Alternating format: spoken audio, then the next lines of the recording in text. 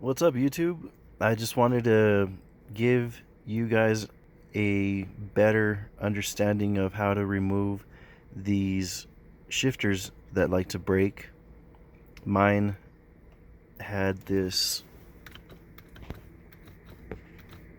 chrome plastic piece pop off, and the spring that goes in here would not allow my car to think that it was in park, even though it was already stabilized.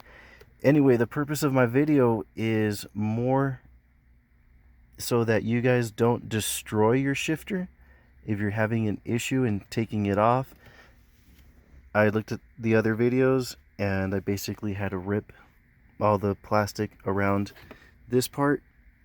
After looking at the piece disassembled, I realized that all you have to do is really push down on this part so that it clears this lip.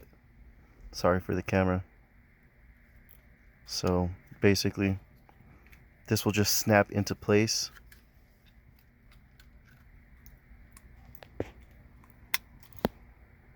as well as come off with a good amount of pressure.